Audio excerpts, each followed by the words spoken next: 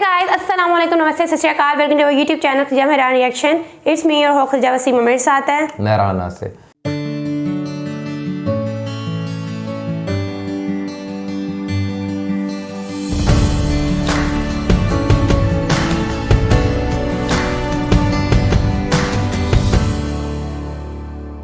Nazir, India is dominating China shows Australian satellite images और इसके बाद कुछ और ही है तवांग फाइट रियल ट्रूथ। अब इंडिया किस तरह से चाइना पर डोमिनेट कर रहा है। पिछले दिनों हमने कुछ आर्मी रिलेटेड भी वीडियोस देखी और उसमें ये भी यही था कि इंडिया के जो सोल्जर्स है वो चाइना को जो है वो बॉर्डर के ऊपर जो है वो एक छोटी मोटी लड़ाई कर रहे थे और उन चाइनीज़ को भगा दिया था। तो अभी भी कुछ इस तरह की चीज़ आ रही है जो कि इंडिया जो है वो चाइना पे डोमिनेट कर रहा है। किस तरह से कर रहा है, एक वीडियो है, वीडियो का लिंक आपको डिस्क्रिप्शन में मिल जाएगा। लेकिन साथ साथ अगर आपने हमारा चैनल सब्सक्राइब नहीं किया, मैं सब्सक्राइब अवर चैनल और बेल आइकन को लाजमी प्रेस कीजिए। चलते हैं जी, देखते हैं। नमस्कार, welcome you all to world affairs. मैं हूं प्रशांत धवन। नाउ रिसेंटली भारत और चाइना के बीच में तवांग फाइट को लेकर जो टेंशन बढ़ी है उसमें एक देश बहुत ही ज्यादा इंटरेस्टेड रहा है और वो है ऑस्ट्रेलिया।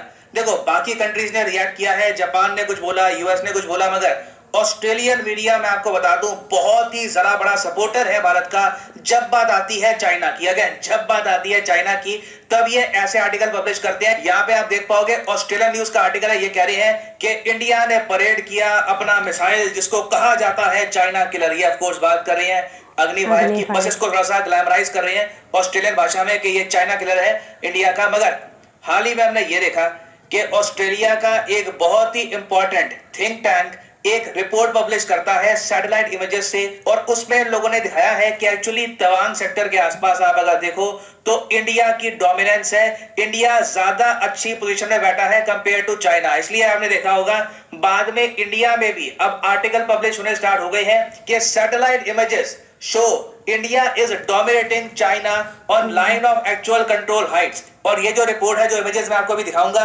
ये पब्लिश करी है ASPI ने, ऑस्ट्रेलियन स्ट्रेटेजिक पॉलिसी इंस्टीट्यूट। मैं आपको जब रिपोर्ट दिखाऊंगा ना, आप वेबसाइट पे ग्राफिक्स देखना, वेबसाइट पे डिटेल्स देखना, मैप्स देखना, इतना प्रिसाइज, इतना प्रॉपर तरीके से ये लोग बनाते हैं। मैं सच में देखो, मैं हमेशा मानता हूं कि अपने देश से अगर आप प्यार करते हो ना तो आपको अपने देश से और जरा एक्सपेक्ट भी करना चाहिए। हमारा देश आबादी में ऑस्ट्रेलिया से इतना बड़ा, हमारे पास आबादी 130 करोड़ से ऊपर की, ऑस्ट्रेलिया की आबादी 2.5 करोड़ की, हमारी जीडीपी उनसे इतनी जरा है। उसके अलावा इसरो का बजट देख लो, हमारे पास इसरो है, ऑस्ट्रेलिया के पास खुद की स्पेस एजेंसी है, ऑस्ट्रेलियन स्पेस एजेंसी। हमारा बजट बिलियंस में, उनका बजट बिलियंस में, मगर तब भी ये लोग इतना इंटरेस्ट लेते हैं जियो पॉलिटिक्स में, इतनी बढ़िया वेबसाइट बनाते हैं। आई थिंक जेन्युइनली हमें इनसे सीखना चाहिए। अब ये जो सारी रिपोर्ट्स मैं आपको दिखाऊंगा, जो मैप्स आपको दिखाने वाला हूं, यहाँ पे हम फोकस करने वाले हैं अरुणाचल प्रदेश के तवांग की तरफ। तो यहाँ पे आप देख पाओगे, जूम इन कर रहा हूँ, ये गूगल मैप से बाय द वे, यहाँ पे आप नोटिस कर पाओगे ये है तवांग सेक्टर, ये भूटान के काफी करीब है। तो सबसे पहले जो रिपोर्ट है यहाँ पर कहती है कि तवांग बहुत ही ज्यादा इंपॉर्टेंट है भारत, चाइना, इवन भूटान के लिए। और आगे ये रिपोर्ट ओपनली क्लेम करती है कि देखो, चाइना स्लो मोशन ऑक्यूपेशन कर रहा है भूटान की। चाइना धीरे धीरे ना भूटान का कुछ एरिया हर साल ऑक्यूपाई कर रहा है और इनकी कोशिश है कि आज नहीं तो कल भूटान को भी चाइना का पार्ट ना लिया जाए। आपको याद होगा कि कुछ साल पहले 2020 में चाइना ने यह भी क्लेम कर दिया था कि भूटान की एक बहुत ही इंपॉर्टेंट वाइल्ड लाइफ सेंचुरी है साक्तेंग वाइल्ड लाइफ सेंचुरी, ये चाइना को बिलोंग करती है। और यहाँ पर आप देख पाओगे ये है साक्तेंग वाइल्ड लाइफ सेंचुरी, ये भूटान का एरिया है, ये चाइना क्लेम करता है। उसके अलावा नॉर्थ में भी यहाँ पे आप देख पाओगे ये एरिया, ये भी चाइना क्लेम करता है। और ये है तवांग डिस्ट्रिक्ट, इसके पास में जो लाइन ऑफ एक्चुअल कंट्रोल है, यहाँ पर भारत और चीन के सोल्जर्स के बीच में झड़प हुई थी रिसेंटली, और फिर इन्होंने प्राइमरली फोकस किया है तवांग पर। बाय द वे, ऑस्ट्रेलियंस ये बात भी प्रॉपरली जानते हैं कि तवांग रीजन को बाकी इंडिया से प्रॉपरली कनेक्ट करने के लिए हम लोग सेला पास भी बना रहे हैं। सेला पास यहाँ पे आपको पता होगा, अगर मैं जूम इन करूं, यहाँ पे आप देख पा रहे होगे एक बहुत ही इंपॉर्टेंट पास इंडिया कर रहा है कंस्ट्रक्ट, जिससे लगातार हम कल को सैनिक भेज पाए तवांग रीजन के आसपास। तो ऑस्ट्रेलिया की रिपोर्ट यहाँ पर यह भी कहती है कि तवांग रीजन हिस्टोरिकली भी बहुत इंपॉर्टेंट था, इसलिए इंडिया आज के समय लगातार यहाँ पे इंफ्रास्ट्रक्चर बिल्ड कर रहा है। और हिस्ट्री क्या है तवांग की, देखो आप जान के हैरान होंगे, 1962 में इंडिया चाइना की वॉर हुई, उससे पहले आपको बताऊंगा 1959 में दलाई लामा जो तिब्बतियंस के स्पिरिचुअल लीडर हैं, ये चाइना छोड़कर भारत में आए थे, चाइना से भागकर भारत में आए थे। अब दलाई लामा भारत में कैसे आए थे? तवांग रीजन से ही आए थे। यहाँ पे आप देख पाओगे तवांग इज की connecting point connecting Tibet with the north east of India. ये तिब्बत और नॉर्थ ईस्ट का बहुत ही इंपॉर्टेंट कनेक्टिंग पॉइंट है। यही वो पास है जहां से दलाई लामा भारत में आए थे 1959 में। और इस रीजन के आसपास आप देखोगे आपको बहुत ही इंपॉर्टेंट बुद्धिस्ट मॉनेस्ट्रीज दिखेगी। और फिर चाइना की रिपोर्ट यहाँ पर यह भी कहती है कि 1962 में जब इंडिया चाइना की वॉर हुई थी तब तवांग को चाइना ने कैप्चर कर लिया था।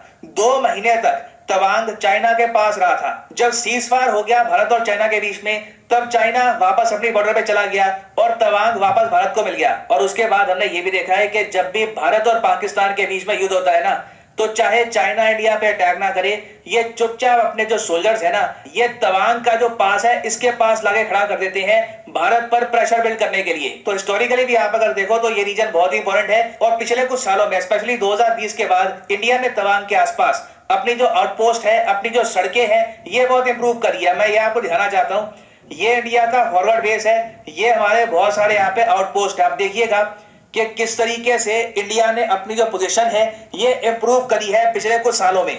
यहाँ पे आप नोटिस कर पाओगे ये सारी वो सड़कें हैं जिससे इंडिया ने ना अब एक प्रॉपर कनेक्टिंग पॉइंट्स बना दिए हैं इन आउटपोस्ट के साथ। मगर ऐसा नहीं है कि चाइना भी यहाँ पर बहुत ज्यादा पीछे। आप देखोगे चाइना ने भी जो अपनी आउटपोस्ट है, ये देखो ये चाइना की आउटपोस्ट है यहाँ पर। ये मतलब मान लो यहाँ पर इन्होंने टावर सा खड़ा कर रखा है और उसके आसपास कुछ सैनिक होते हैं। तो इन टावर्स को कनेक्ट करने के लिए भी चाइना ने ओवर द ईयर्स पिछले एटलीस्ट 3-4 सालों में इन्होंने भी बहुत सारी सड़कें बना दी है। मगर प्रॉब्लम ये है कि चाइना की साइड की जो सड़कें है ना, दीज आर डर्ट रोड्स और ये बहुत ही आराम से डैमेज भी होती हैं। और ये वो पर्टिकुलर फोटो है, इसको देखकर आप समझ पाओगे कि भारत ने पिछले कुछ सालों में अपनी आउटपोस्ट इतनी जरा बढ़ा दी है कि इवन दो वैसे देखो इंडिया का जो लार्जर बेस है ये बहुत पीछे को है और ये नीचे भी आपको मिलेगा। मतलब कि इंडिया को सैनिक यहाँ से ना ऊंचाई से आगे भेजने पड़ते हैं अपने फॉरवर्ड बेसिस में। फिर यहाँ पे आती है लाइन ऑफ एक्चुअल कंट्रोल और फिर पीछे यहाँ पर चाइना के बेसिस स्टार्ट हो जाती है। मगर फिर भी ऑस्ट्रेलिया कह रहा है कि it is important to note that India has a more comprehensive network of outpost along the line of actual control. तो मतलब कल को अगर यहाँ पे बहुत सारे सैनिक अचानक से इकट्ठा करने हो तो इंडिया ज्यादा जल्दी कर पाएगा ये सब। और इससे देखो इंडिया को एडवांटेज ये मिलता है कि जब भी लड़ाई होती है इंडिया चाइना के बीच में तो इंडिया के सोल्जर्स बैकअप देने के लिए जल्दी आ जाते हैं। अब यहाँ पे आप देख पाओगे मोस्ट रिसेंटली दिसंबर 2022 में जो क्लैश हुई है वो इस इलाके के आसपास हुई है। इंडियन आउटपोस्ट आप देखोगे बहुत जरा करीब है इसके। 2021 में ही बताया जाता है कि थोड़ी बहुत झड़प हुई थी मगर जरा कोई इंजरी हुई नहीं थी। उस केस में भी आप देखोगे कि इंडियन आउटपोस्ट बिल्कुल बहुत ज्यादा यहाँ पर करीब है और इंडियन सोल्जर्स को बैकअप भी जल्दी मिल जाता है। कि यहाँ पे मुझको ये भी ऐड करना पड़ेगा कि ऐसा नहीं है कि इंडियन पोजीशन 100% सिक्योर है। ऑस्ट्रेलिया की ये रिपोर्ट ये भी क्लेम करती है कि देखो इंडियन फोर्सेस की कमांडिंग पोजीशन तो है मगर कल को अगर एक फुल स्केल वॉर हो जाती है, एक ओपन कॉन्फ्लिक्ट होती है, तो उस केस में ना फॉरवर्ड पोजीशन ज्यादा आपकी हेल्प कर नहीं पाएगी। उस केस में मेन बात ये होती है कि पीछे से कितने सोल्जर्स आप जल्दी ला पाते हो। और उस केस में ये कहते हैं देखो कि भारत की पीछे की जो सड़कें हैं ना, यहाँ पर जो एनवायरमेंटल कंडीशन है उसके अलावा कंस्ट्रक्शन भी इतनी बढ़िया नहीं है। तो एक ओपन कॉन्फ्लिक्ट जहां पर चाइना बिल्कुल बॉर्डर ओपन कर दे, एक बड़ा अटैक करे, वहां पे हो सकता है कि हमें कुछ प्रॉब्लम आए। तो इवन दो अभी के लिए छोटी कॉन्फ्लिक्ट के लिए वी आर रेडी, मगर बड़ी कॉन्फ्लिक्ट के लिए हमें इंश्योर करना होगा कि तवांग से बाकी इंडिया का कनेक्शन और ज़्यादा इंप्रूव हो। और फाइनली यहाँ पर मैं ये भी ऐड कर, क्या आपको खदीजा इसको देख के लगता है क्या वाकई इंडिया जो है वो किसी ना किसी तरह डोमिनेट कर रहा है जियोपॉलिटिकली और अपने एलओसी के ऊपर? कर तो वो रहा है हर तरफ से, मतलब हर बॉर्डर पे उसने अपने आप को मतलब मनवाया है मेहरान। हम कहते हैं ना कि वो हर जगह एक्टिव रह रहा है। अब हम ये नहीं कह सकते कि हर जगह वो 100% एक्टिव है, बट हर जगह उसकी कोशिश तो मतलब अचीव करना अपना स्टैंडर्ड 100% ही है ना। तो दैट इज़ गुड। टॉपिक बहुत मतलब इंटरेस्टिंग सा है। लाइक लिटरली आप देखो कि आप एग्जामिन अपने आप को जस्ट इमेजिन करो, आप उस जगह पर हो तो कितना मुश्किल है ऐसे एरियाज़ में कॉन्फ्लिक्ट होना, उसके बाद आपको अपने आप को संभालना, सब कुछ करना। वाकई मानने देखो बात यह है कि जिस तरह आगे भी अग्निवीर की बात हुई जो उन्होंने मिसाइल, तो ऑस्ट्रेलिया इसको चाइना किलर कह रहा है। सबसे बढ़कर बात ये देखे जी कि इंडिया और चाइना जिस तरह के भी हैं, लेकिन इंडिया की इकोनॉमी और चाइना की इकोनॉमी में डिफरेंस तो है। और चाइना जो है वो एक बहुत बड़ा मुल्क है और इंडिया उसका मुकाबला जो है वो कर रहा है। एक जानब वो पाकिस्तान के साथ कर रहा है, एक जानब वो चाइना के साथ कर रहा है, तो ये बड़ी अच्छी चीज़ है। और दूसरा, जब उसने अगर आप नेवी के तौर पे देखें, नेवी के पर्सपेक्टिव से देखें, तो वो बहुत आगे जाता हुआ दिखाई दे रहा है। अगर आप वैसे उसे देखें, और सबसे बड़ी बात बिल्कुल यही है कि ये जो चाइना के साथ उनके बॉर्डर्स हैं वो इस तरह, जिस तरह पाकिस्तान के साथ है उस तरह के नहीं है। वहाँ पे वो पहाड़ों वाले हैं और वहाँ पे बर्फ़ होती है, तो ये सारे जो हैं हिली एरियाज़ हैं, और ऐसे में ऊंचाइयों पे जाके जो है अपने आप को सरवाइव करवाना और किसी का डट के मुकाबला करना, इवन दो क्योंकि उनके पास जो है, उनके पास उस पोजीशन में वो टॉप पे है, तो इंडिया जो है वो नीचे वाली साइड पे है। तो जब वो टॉप से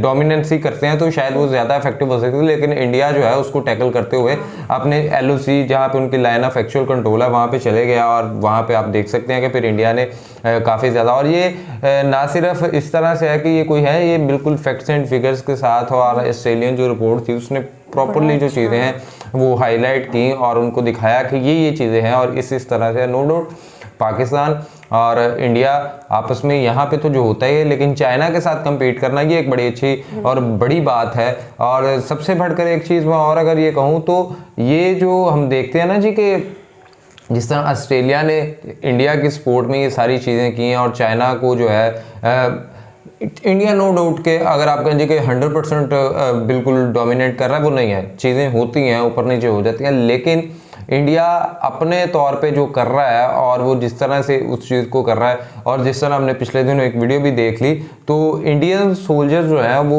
किसी और तरह से ही ट्रीट करते हैं जब वो अपने वॉर एरा के अंदर होते हैं, जब वो वॉर कर रहे होते हैं या वो किसी भी तरह से अपने मुकाबले पे होते हैं, तो उनका एक और ही माइंडसेट होता है, तो उस तरह से चल रहे होते हैं। एनीहो, ये वीडियो बहुत ही ज़्यादा हमारे लिए भी नॉलेज क्रिएशन के लिए बहुत ज़्यादा इंपॉर्टेंट थी, और हमने भी इससे बहुत कुछ सीखा। आपने क्या सीखा और आपको क्या लगता है कि क्या आने वाले वक्त में ये जिस तरह तवांग और इसी तरह से भूटान वाला जो रीजन है और इंडिया और चाइना, इस पे ऊपर किसकी डोमिनेंसी होने वाली है? क्योंकि चाइना भी अपनी हरकतों से बाज नहीं आता है, तो फिर इंडिया उसके जवाब तो देगा। आपको क्या लगता है क्या होने वाला है? लाजमी कमेंट बॉक्स के अंदर अपनी राय को शेयर कीजिएगा, वीडियो को लाइक करें, चैनल को सब्सक्राइब करें, बेल आइकन को प्रेस करें, इसके बाद ID मेंशन में फॉलो करें, सजेशन दें। तब तक के लिए अपने मेज़बानों को देंगे दुआ में याद रखें। अल्लाह नहीं।